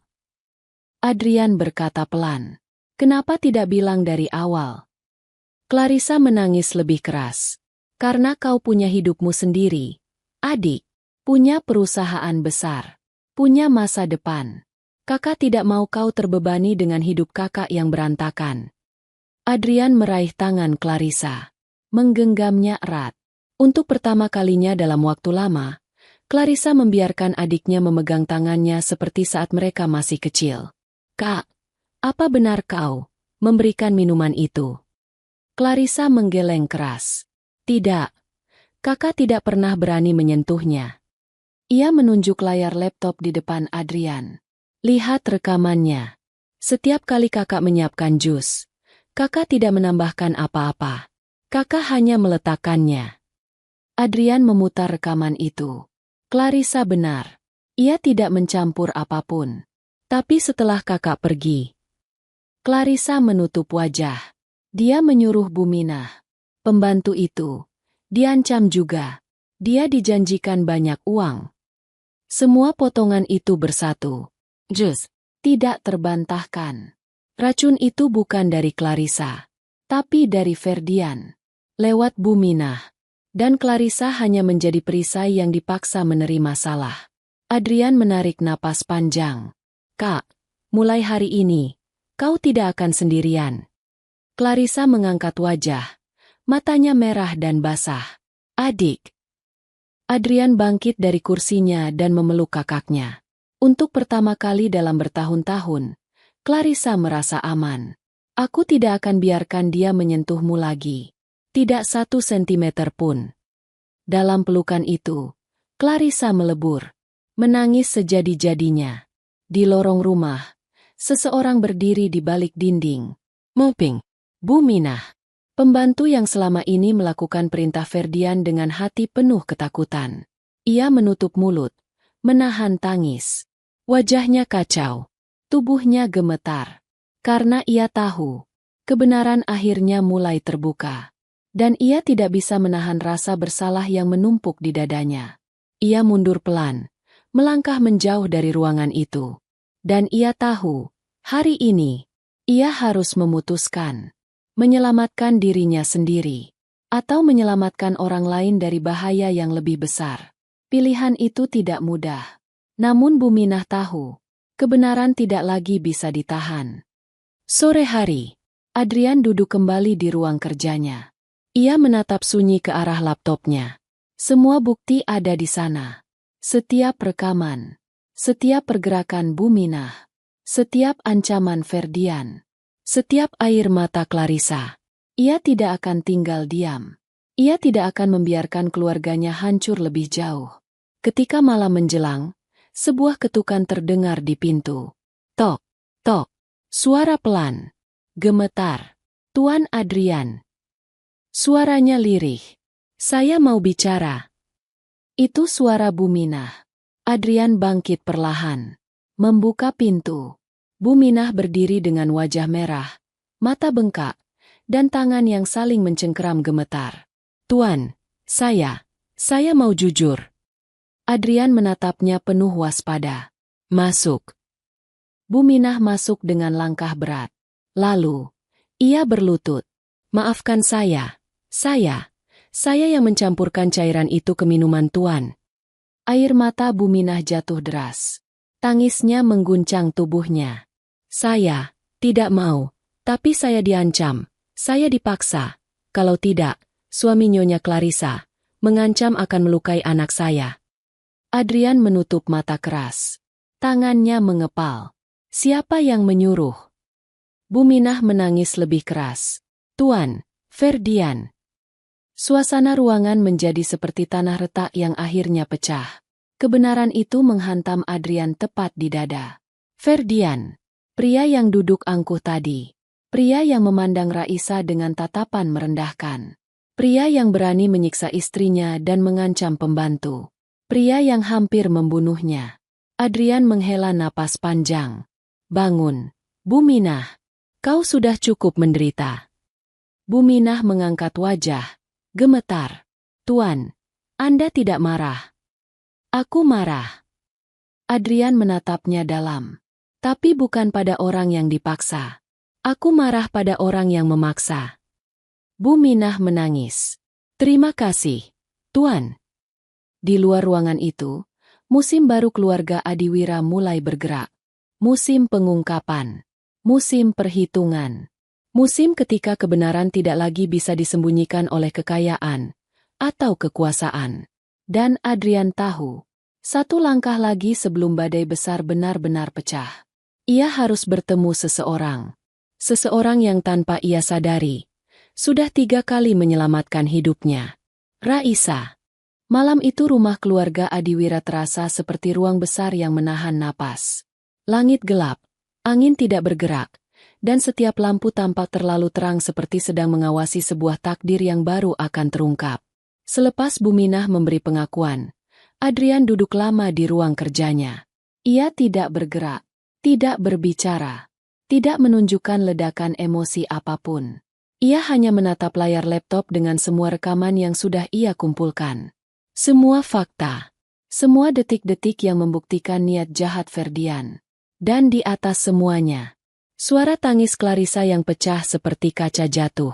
Adrian mengusap wajahnya, mengatur napas. Malam itu, ia membuat keputusan yang akan mengubah kehidupan semua orang. Ia berdiri, membuka pintu, dan berjalan keluar. Langkahnya pelan, tapi pasti, menuju ruang tamu besar tempat Ferdian biasa duduk memelototi ponselnya, seolah rumah itu miliknya.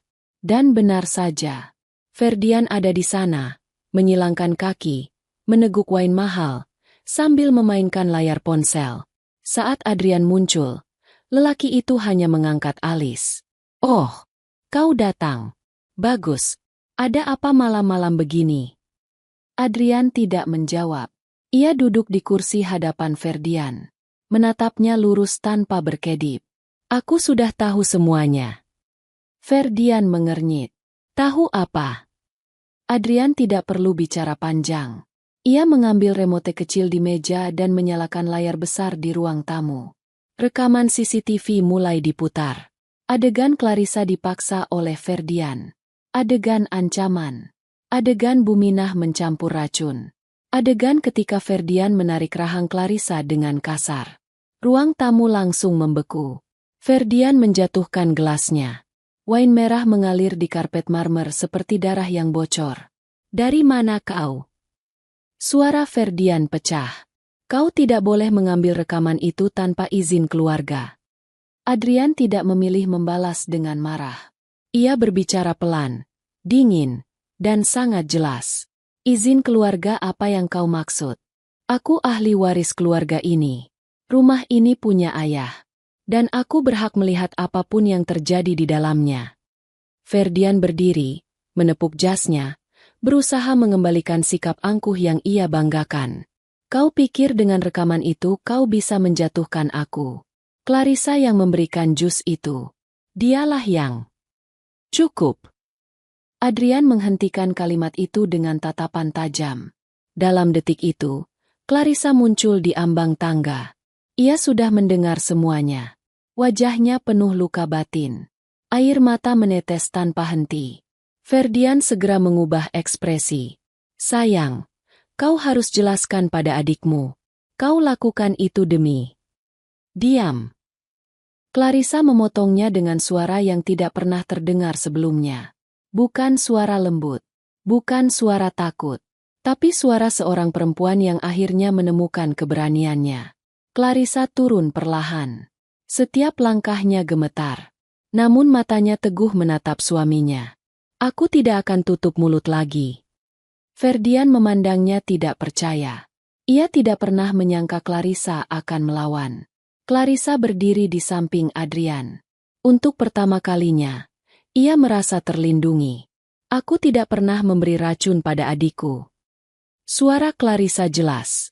"Aku disiksa, diancam, dipukul, dimaki, dan aku dipaksa untuk hanya mengikuti semua perintahmu." Ferdian tertawa sinis. "Kau bisa bilang apa saja sekarang. Tapi, aku punya bukti." Clarissa mengangkat ponselnya. Foto memar, rekaman suara, pesan-pesan ancaman. Ferdian terdiam untuk pertama kalinya. Adrian berdiri. "Kau mencoba membunuhku. Kau menyiksa istrimu. Kau mengancam pembantu rumahku. Dan kau hampir menghancurkan keluarga ini." Ferdian menelan ludah. "Kau tidak bisa membuktikan itu di pengadilan." "Aku..." Tok, tok. Pintu rumah besar itu diketuk keras. Adrian menoleh. "Aku tidak perlu membuktikan apa-apa. Polisi yang akan melakukannya." Ferdian memucat. Pintu dibuka oleh penjaga rumah. 2 polisi memasuki ruangan, diikuti seorang penyidik. "Kami mendapat laporan percobaan pembunuhan berencana terhadap Tuan Adrian Maheswara Adiwira, serta laporan kekerasan dalam rumah tangga terhadap Nyonya Clarissa." Clarissa menunduk, menangis. Tapi untuk pertama kalinya, itu bukan tangis ketakutan. Itu tangis lega. Ferdian mundur selangkah. Kalian tidak bisa menangkap aku. Aku. Polisi meraihnya. Menggenggam kedua tangannya. Memborgolnya. Anda punya hak untuk diam. Apapun yang Anda katakan bisa digunakan di pengadilan. Ferdian meronta. Clarissa. Lepaskan aku. Kau istriku. Clarissa menutup telinganya. Aku bukan istrimu lagi. Aku ingin pisah. Adrian memegang bahu kakaknya. Dan untuk pertama kalinya dalam bertahun-tahun, Clarissa merasa bebas. Polisi membawa Ferdian keluar rumah. Suara teriakannya memudar di balik pintu besar. Dan setelah pintu tertutup, rumah itu terasa lebih lapang. Lebih ringan. Seperti udara kembali bisa bergerak untuk pertama kalinya. Clarissa jatuh berlutut. Adrian memeluknya erat. Dick, terima kasih. Kau menyelamatkan hidup kakak. Adrian memejamkan mata. Kita saling menyelamatkan. Dalam keheningan itu, Adrian juga tahu satu hal. Tanpa Raisa, semua ini tidak akan pernah terbuka. Pagi itu, setelah malam panjang penuh tangis, polisi datang membawa Ferdian dengan tangan terborgol. Wajah lelaki itu pucat. Tak ada lagi kesombongan yang dulu selalu melekat di dirinya. Sirine mobil polisi masih mengiang di kejauhan, meninggalkan udara pagi yang dingin dan lengang di halaman rumah keluarga besar itu. Ketika Clarissa masuk kembali ke dalam rumah setelah duduk di taman, langkahnya berat, mata masih sembab. Ia bahkan tidak tahu harus menatap siapa. Setiap napas terasa seperti menggores dada. Bertahun-tahun ia menyembunyikan luka, dan baru hari itu segalanya pecah tanpa bisa dibendung. Pintu utama terdengar dibuka dari luar. Ayah mereka, pria yang dulu berdiri paling dingin saat memaki Raisa di rumah sakit, melangkah masuk dengan wajah panik. Rambutnya acak-acakan, napasnya terburu-buru, dan matanya merah seperti tidak tidur semalaman. Dia menempuh penerbangan paling cepat dini hari setelah diberitahu Adrian semalam. Begitu melihat putrinya berdiri memegang dinding untuk menopang tubuhnya, seakan dunia menahannya untuk tidak runtuh, lelaki itu langsung berlari menghampiri. Tanpa berkata apa-apa, ia memeluk Clarissa erat, erat sekali, seolah mencoba menambal seluruh luka yang pernah ia biarkan tumbuh. Bahu Clarissa bergetar. Ayahnya membisik pelan.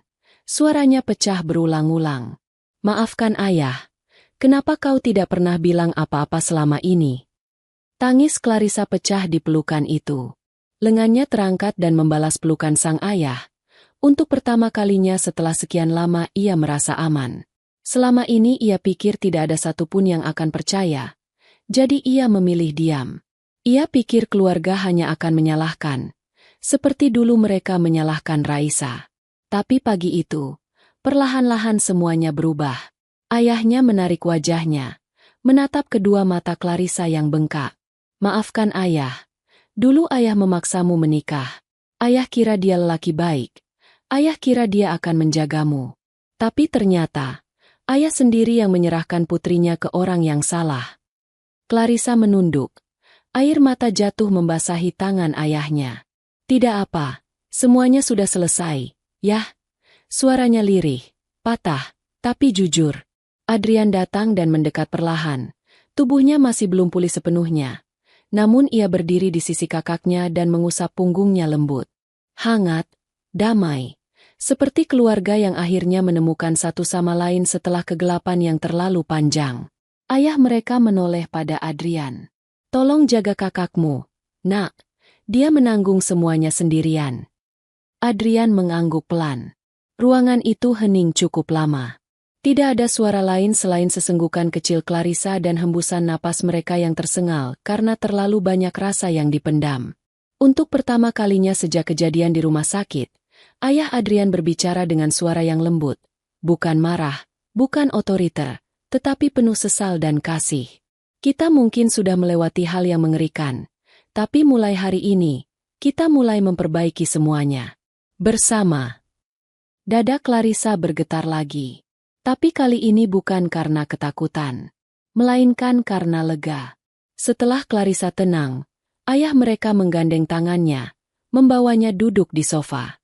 Lelaki itu meraih kotak obat kecil yang diletakkan perawat malam dan memeriksa tanda memar putrinya. Kau harus kontrol ke rumah sakit nanti siang, Adrian, ujarnya tegas dan dingin pada Adrian tanpa menatapnya. Racun itu walau sedikit, tetap meninggalkan sisa di tubuhmu. Kita tidak boleh lalai. Adrian tersenyum mengangguk pelan. Merasa lucu, dengan nada suara ayahnya yang berbeda kepadanya.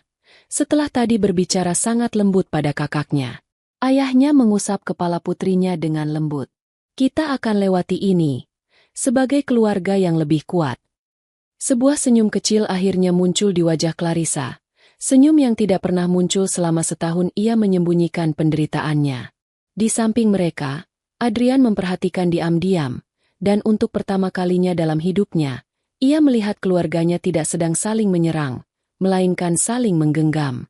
Pagi itu menjadi awal baru. Awal dari keluarga yang akhirnya bersatu lagi. Awal dari perjalanan menuju masa depan yang lebih baik. Dan tanpa mereka sadari, takdir masih menunggu putaran yang lain. Putaran yang akan mempertemukan kembali seseorang yang sangat berarti bagi salah satu dari mereka. Seseorang bernama Raisa. 1 tahun kemudian, Rumah Sakit Nusantara Medika kini menempatkan foto besar Raisa di lobi. Melambangkan penghargaan nasional untuk perawat paling telaten dan berintegritas tahun itu. Raisa kini bukan lagi perawat biasa. Ia sudah menjadi perawat profesional tingkat tinggi setelah menyelesaikan kuliah spesialis yang seluruhnya dibiayai Adrian.